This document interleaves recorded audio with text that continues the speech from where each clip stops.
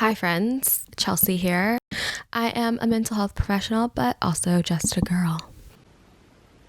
We are deep into January, which I personally have not processed. I feel like the past 3 weeks, has it been 3 weeks, have felt very interesting. If you're like me, you're probably at this point of the year where whatever, New Year's resolutions, goals, like I'm gonna clean and organize and reorganize my whole life. Maybe it did not occur. Maybe it has not occurred. There's some cracks in those resolutions. And today, I'm here to share with you a guided journal exercise that I have been putting into practice to deal with when this happens, okay? Because the voice in my head that tries to say, hey, you suck. What's wrong with you? Why do you keep doing this? Have you seen that freaking quote that drives me crazy that I really genuinely hate? Insanity is doing the same thing over and over again and thinking you're going to get a different result. Yeah, I know that. Yeah, I'm aware. I'm highly aware. I'm highly aware because I'm choosing to do the same thing over and over again. Yes, we are, but also we aren't.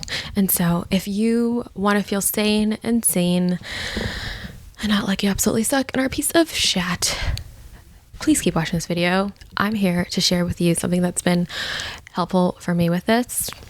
And we're still working through this, but helpful nonetheless. You're not a failure. You don't suck. There's nothing wrong with you. I think you're actually just probably, human and a flawed and imperfect person.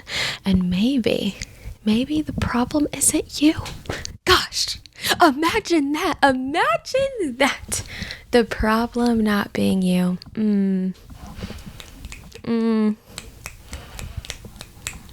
So we're going to deep dive into this. What the heck do you do when maybe some of the things you planned, some of your goals aren't going according to plan?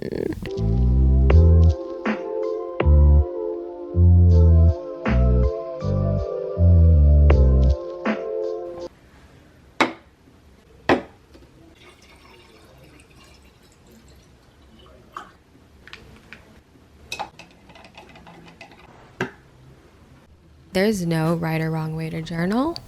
Not everyone is a fan of pen and paper. So if for you, what's really helpful is literally just using your notes app. No wrong answers here. I personally love pulling out a physical, touch pen to paper journal. And so that's what I'm going to use. But again, do what's right for you. There's no shame in a little iPhone game. Okay? Let's get into it, babe. So, first question. I want you to go back in your mind a little bit. Why do you want to make this change?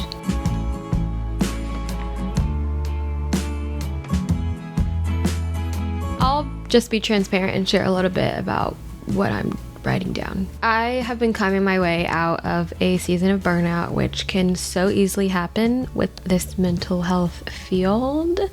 And I have been really wanting to create more consistent rhythms in my morning and evenings, which has been a challenge for a lot of different reasons.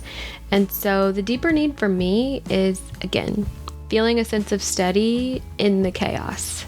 I feel like my body is giving me all the signals like, hey, we need something different. This isn't really working. And so that's been my challenge, and that's been my deeper need and hope is, hey, I can feel secure even in this chaos season. Every time I journal, I get these huge epiphanies. A deeper need that I never realized I had was the need to feel like I'm achieving.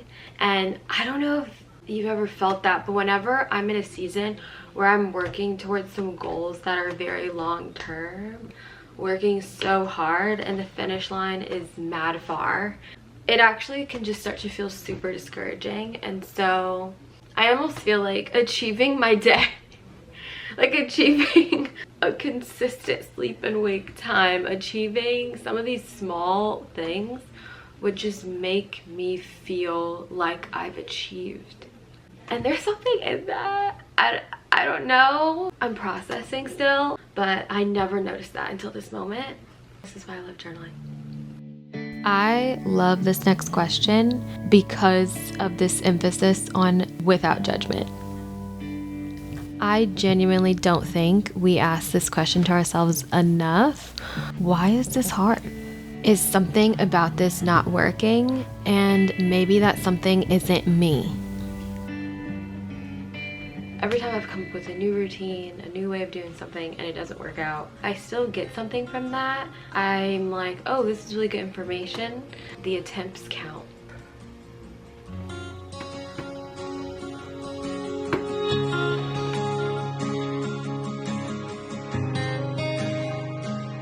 So after really thinking about maybe what isn't working, I really like to challenge myself to notice and acknowledge what has been working. Even if it feels really small, it still counts. Because change doesn't happen overnight, but there is still something significant about reaching for it.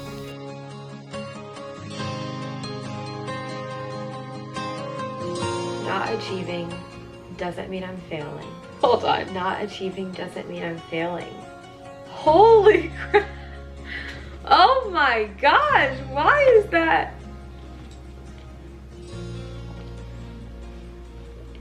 Cries!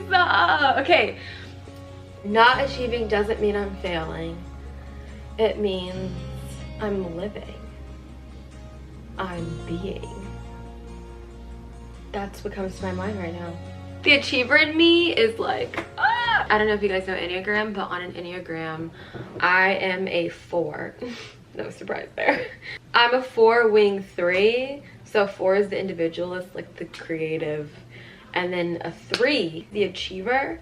I feel like both of those parts of me compete sometimes. Like the creative, woo, color outside the lines part is always competing with the part of me that's like, achieve, do, get done, be disciplined. It's something I'm working through. This part really gets me because I tell myself that I don't care about perfection at all. What do you mean?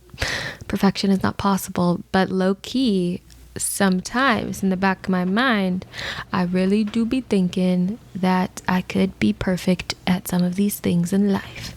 Or like, I really should have it all together. I really should be able to do all of this. And gotta let that go. The second I start thinking about, well, what is my own strength? It totally changes my whole mindset and thought process, right? I feel like my resilient inner bad Betty rises up and I'm like, I am a creative queen. So I can be creative with this schedule that has been getting the best of me, baby. So I challenge you to do the same. What is an inner strength of yours? Is it your resilience, your problem solving, your whatever the heck it is that will support you as you continue reaching for whatever shift, change you're desiring? Can it just be about progress and not perfection? I don't know who made this word micro step, but they ate that. Micro pens, micro... Wait, hold on. My mind went somewhere that I'm not gonna name. What's a micro step for this week?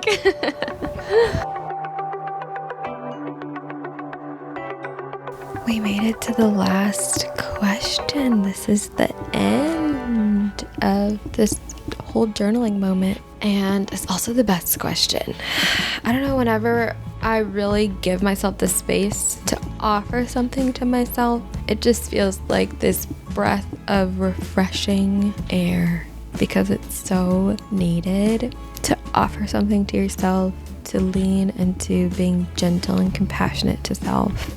Any moment of feeling like a failure or, feeling frustrated, stuck in a cycle, a pattern, whatever it is, the only way you really fail is if you give up on yourself, if you quit. So never quit. The deepest journey you have in life is the journey and relationship with yourself. And so if I'm gonna keep going, you gotta keep going. we did it. That's pretty much it. My hope for you is in completing this exercise, you're leaving this video, you're walking into the rest of your day, feeling a lot less judgment towards yourself, maybe some hope, maybe a little encouraged, maybe understanding yourself a little bit more, maybe a little weight lifted off your shoulders. We can't have it all together. We're just flawed and perfect beings. That's how we're meant to be. So free yourself. I hope you're leaving this video feeling more love to yourself, more compassion for yourself. And if you loved it or just liked it, don't forget to subscribe. We'll do this again. I had fun. I hope you did too. Peace out and sauerkraut. Let's state the obvious. Maybe you didn't accomplish everything on your task list today, but you did just accomplish watching this whole video and journaling, so amen to that. If you made it this far into the video, then you deserve to know what's behind this door, which is a pile of laundry. Don't judge me, or judge me.